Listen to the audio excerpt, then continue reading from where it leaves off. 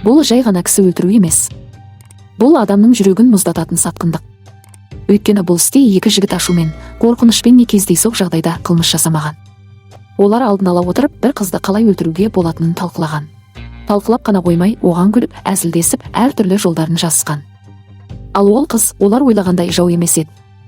Ол жай ғана сенген, жай ғана жақсы көрген, жай ғана шындықты білген. Сол шындық үшін 23 жастағы Яна Ликодимова өмірмен қоштасты. Ал бұл істің аты елге жайылғанда адамдарды ең қатты шошытқан нәрсе қылмыстың өзі ғана емес, сол қылмысқа дейінгі суық есеп, тасбауыр күлкі, адам өміріне деген мүлде құнсыз қарау болды. Яна Ликодимова небәрі 23 жаста еді. Ол Атырауда тұрған. Мұнай және газ саласындағы беделді жоғары оқу орнын бітіріп, магистр дәрежесін алған. Алдында үлкен жоспарлары болды: аспирантураға түсу, мансапта өсу, басқа қалаға ауысу, өз өмірін өз қолымен құру. Ол өте білімді, тәртіпті, принципші қыз болған. Анасы Галинамен өте жақын араласқан. Екеуі ана мен қыз ғана емес, сырлас дос секілді өмір сүрген. Үйде олар үшеу еді: Галина, Яна және олардың мысығы. Яна ерте тұрмыс құруға асықпаған. Ол алдымен оқуымды аяқтаймын, өз орнымды табамын, содан кейін ғана жеке өмір туралы ойланамын деген ұстанымда болған. Ақшаға емес, білім мен тәжірибеге мән берген. Жақындарының айтуынша, Яна жаңа нәрсе үйренген сайын көздері жанып кететін адам болған. Ол өмірден көп нәрсе күтті. Өкінішке қарай, өмір одан да көп нәрсені күтіп тұрған еді, бірақ бір адамның жалғандығы мен екіншісінің қатыгездігі бәрін қиып кетті. Яна кейін оның өмірін қиған адаммен университетте танысқан. Оның аты Ризуан Хайыржанов. Іс материалдарында ол білімді, сырт көзге интеллигент, инженер, геолог болып көрінетін жігіт ретінде сипатталады. Сыртынан қараған адам одан мұндай сұмдықты күтпес еді.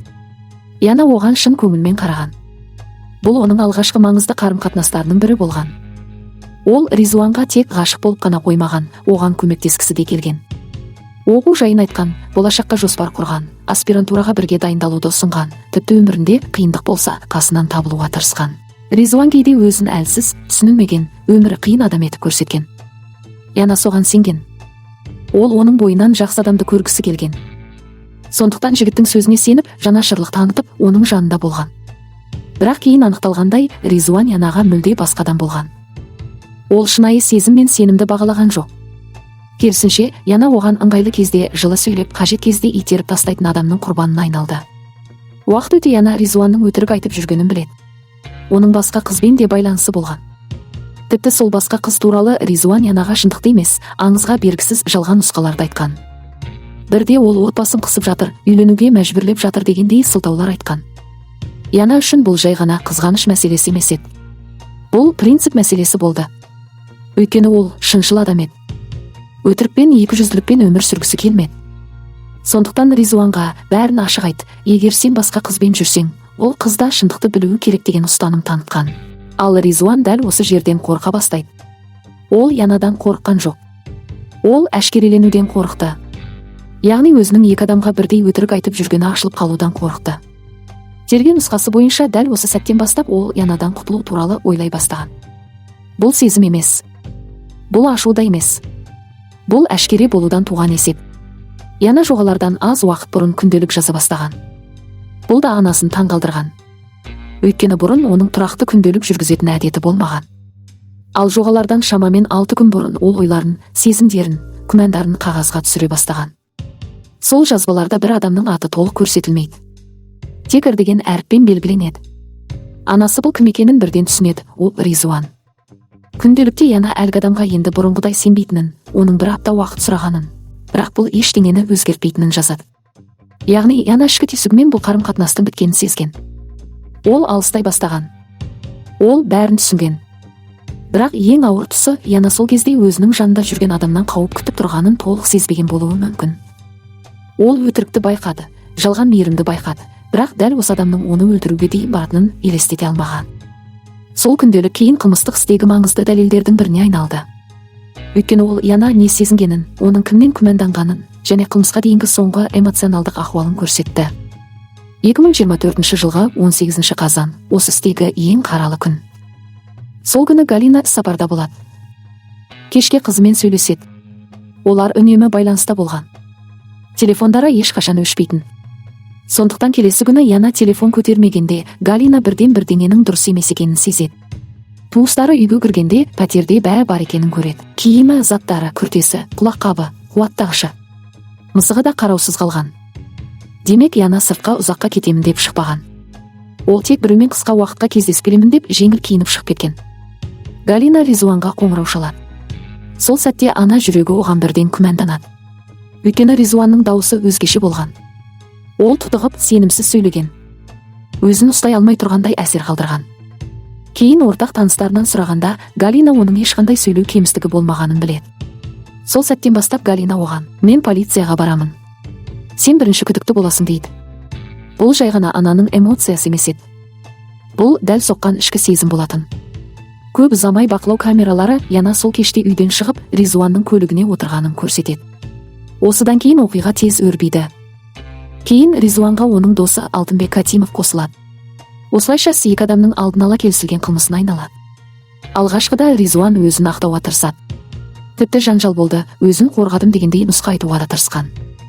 Бірақ бұл нұсқа тез күйрейді. Өйткені бейнежазбалар, жазбаша хаттар, кейін қалпына келтірілген перепискалар және басқа дәлелдер оның сөзіне қарама-қайшы болды. Яна өте нәзік, салмағы шамамен 49 келі ғана болған қыз еді. Ал қарсы алдында екі ересек ер адам тұрды. Сондықтан өзін-өзі қорғау туралы айтылған уәж көпшілікке бірден сенімсіз көрінді.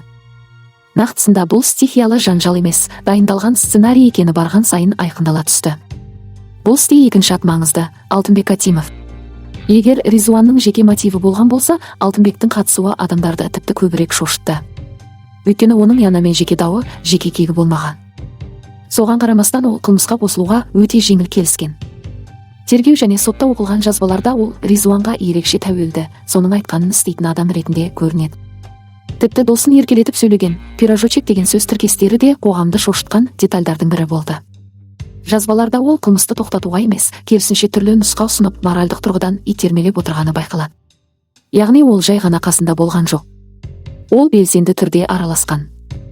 Міне, осы жерден іс бір адам ашумен өлтірді деген шеңберден шығып кетті. Бұл екі адамның келісіп жасаған қылмысы ретінде қаралды. Істің ең ауыр бөлігінің бірі олардың хат алмасуы. Сотта дәл осы перепискалар оқылғанда залдағы адамдардың көпшілігі төзе алмай, көз жасын тыя алмағаны айтылады. Өйткені олар Янадан құтылудың әртүрлі жолдарын суыққанды түрде талқылаған. Онда улау, тұншықтыру, көлікпен қағу, денені жасыру, өртеп жіберу секілді нұсқалар айтылған. Кейбір хабарламаларда олар тіпті осының бәрін әзілге айналдырып күліп жазған. Ең қорқыныштысы, бұл жазбалар қылмысқа дейін шамамен 10 күн бұрын басталған. Яғни бұл бір сәттік эмоция емес. Бұл уақыт өткен сайын пісіп жетілген шешім. Олар тіпті ақша жайында сөз еткен. Қылмыс үшін қандай сыйақы керек деген мазмұндағы әңгімелер де болған. Бұл жайт істің адамшылық шегінен толық шығып кеткенін көрсетті. 18 қазан күні кешке Ризуан Янаға жылы сөйлеп, кешкі ас, кездесу туралы жазады. Сырт көзге бәрі қарапайым кездесудей көрінеді. Ал параллель түрде ол Алтынбекке жоспар жүріп жатыр деген мазмұндағы хабарламалар жібереді. Янаға аулаға кірдім, шыға бер деген соңғы хабарламасында жібереді. Яна үйден жеңіл киініп шығады. Күртесінде басқа керек жарағын алмайды. Бұл оның ұзаққа кетпегенін, тек сөйлесіп келемін деп ойлағанын көрсетеді. Ол Ризуанның көлігіне отырып, оның үйі жаққа бет алады. Іс материалдарында осы аралықта Яна Ризуанның пәтеріне барғаны, ал Алтынбек сол жерде немесе соған жақын сценарий бойынша қатысқаны айтылады. Пәтерде не болғаны толық дәл сипатталмағанымен кейіннен іздерді жуу, бәрін тазалау туралы хабарламалар бұл аралықта Янаға қысым көрсетілгенін аңғартады. Сол түні Яна тірідей соңғы рет осы кездесуде көрінді. Файлдағы деректерге қарағанда, Ризуан мен Алтынбек Янаға бірден шабуыл жасамай, әуелі оны қорқытып, үнін өшіруге тырысқан болуы мүмкін. Өйткені кейінгі хат алмасуда іс көп, жуу керек, бәрін тазала деген сөздер кездеді. Бұл нені білдіреді? Дәл не болғанын тергеуден тыс кесіп айту қиын. Бірақ Янаға психологиялық не физикалық қысым жасалған болуы ықтимал деген ой осы жерден шығады. Оны қорқытып, шындықты айтпауға көндіргісі келген сияқты. Алайда бір сәтте олар үшін кері шегінер жол қалмаған.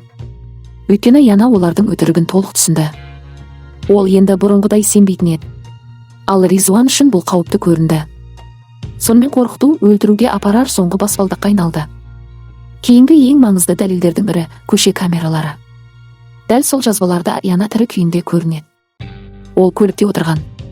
Бір сәтте сыртқа шығуға тырысқандай болады, бірақ оны қайтадан көлікке тыққан. Артынша Алтынбек келеді. Олар тіпті сол кезде де бір-біріне жазып отырғаны айтылды.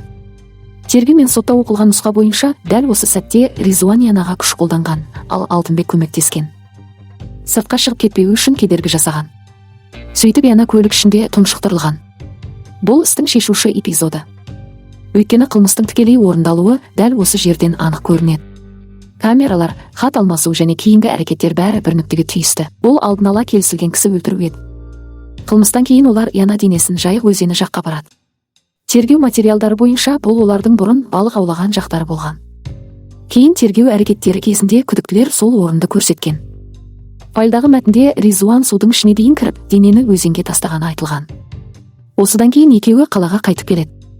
Және ең шошытатын жайттардың бірі, олар барға барып ішімдік ішкен. Яғни адам өлтіріп денеден құтылғаннан кейін олардың басты күйзелісі ар ұят емес, ішімдік пен ертеңгі похмеле болғандай көрінеді. Кейін көлік жуу, пәтерді тазалау, телефонды ашу, жазбаларды өшіру сияқты әрекеттері бұл қылмысты жасыру мақсатында жасалғанын көрсетеді. Янаның телефонын да алып кеткен. Кейін осыған байланысты қосымша айыптар тағылғаны хабарланды. Яна жоғалғаннан кейін оны іздеу бірден басталады. Анасы Галина тоқтаған жоқ. Құқық қорғау органдарына да, құтқару қызметтеріне де, жергілікті билікке де қайта-қайта жүгінген. Өзен қаралды. Техника, мамандар, эхолоттар, басқа да құралдар тартылды. Бірақ дене табылмай қойды. Уақыт өтті. Қыс келді. Өзен қатты. Іздеу тоқтағандай болды, бірақ ана үмітін тоқтатпады. Тек 8 айдан кейін 2025 жылғы маусымда демалуға барған адамдар адамның сүйек қалдықтарын тауып алады. Бұл Яна болатын. Оның толық денесі емес, фрагменттелген сүйек қалдықтар ғана табылғаны айтылды. Бұл жаңалық Галина үшін екінші рет соққы болды. Себебі ол қызын аман табуға үміттенбесе де, кем дегенде тұтас денесін құшақтап қоштасуды армандаған. Ал қолында тигені сүйек салынған пакет қана болды. Айыпталушылар жазбаларды өшіріп үлгерген. Бірақ тергеу бұл істе табандылық танытты. Файлдағы дерекке сай, 2025 жылдың қаңтарында тергеушілер Ризуанның жұмыс орнына барып, компьютерін алған. Содан кейін мамандар өшірілген перепискалардың бір бөлігін қалпына келтірген. Осы қалпына келтірілген жазбалар істің бағытын түбегейлі өзгертті. Өйткені онда жай жанжал емес, нақты жоспар, алдын ала келісім, рөлдердің бөлінуі және қылмысты жасыру әрекеттері көрінген. Одан бөлек Яна мен Ризуан арасындағы хаттар, күнделік жазбалары, камералар, телефон деректері, кейінгі әрекеттер бәрі бір-бірін толықтырды. Яғни бұл іс эмоцияға емес, дәлелге сүйенген резонанстық процеске айналды. Іс атырауда үлкен қоғамдық резонанс тудырды. Ашық дереккөздерге сүйенсек, сот процесі 2025 жылғы тамызда басталған, ал тергеу барысындағы ең ауыр мәліметтер мен перепискалар күз айларында жария түрде оқылған. Ал негізгі үкім 2025 жылғы 17 қарашада шықты. Сол күні Атырау соты Ризуан Хайыржанов пен Алтынбек Катимовты кінәлі деп танып, екеуіне де өмір бойы бас бостандығынан айыру жазасын тағайындады. Жазаны өтеу орны ретінде төтенше қауіпсіздік мекемесі көрсетілді. Кейін бұл үкімге апелляциялық шағым түсті. Бірақ 2026 жылғы 24 ақпанда Атырау облыстық сотының апелляциялық алқасы үкімді өзгеріссіз қалдырды. Осылайша өмір бойғы жаза күшінде қалды. Бұл іс неге сонша көп адамды толқытты? Себебі мұнда тек бір қыздың қазасы ғана емес, бірнеше ауыр мәселе ашылып қалды. Біріншіден, әйелге жасалған зорлық пен қысым кейде соңына дейін елеусіз қалып жатады. Екіншіден, сырт көзге тәртіпті, білімді, қалыпты көрінетін адамның ішкі болмысы мүлде басқа болуы мүмкін екені көрінді. Үшіншіден, бұл іс қоғамға өтірік, манипуляция, еленушілік сезім, әшкереленуден қорқу, осының бәрі ақыры аса ауыр қылмысқа апаруы мүмкін екенін көрсетті. Сарапшылар мен бақ бұл үкімді тарихи деп атады. Өйткені Янасындегі өмір бойғы жаза Қазақстандағы әйелге қатысты аса қатыгез қылмыстар бойынша маңызды прецеденттердің бірі ретінде бағаланды. Яна ешкімге жамандық жасаған жоқ. Ол жай ғана адал болды. Ол жалғандықпен келіспеді. Ол біреудің өтірігін жасырып қалуға көнбеді. Сол үшін оны қорқытпақ болды. Сол үшін оны үнсіз қалдырмақ болды. Сол үшін ақырында өмірін қиды. Бірақ олар бір нәрсені есептемеді. Янаның артында анасы қалды. Шындық қалды. Дәлел қалды. Камера қалды. Жазба қалды. Күнделік қалды. Соңында сотта қалды. 2025 жылғы 17 қарашада екі айыпталушыға өмір бойы жаза кесілді. 2026 жылғы 24 ақпанда сол үкім күшінде қалдырылды. Ал Яна Ликадимованың есімі енді жай ғана қылмыстық істің атауы емес. Ол сенімге жасалған сатқындықтың, әйел тағдырына жасалған қатыгездіктің, ал ана махаббатының қандай мықты болатынының таңбасына айналды. Бұл қара файл. Осындай оқиғалар әлі де жалғасады. Жазыл алда одан да сұмдық істер бар.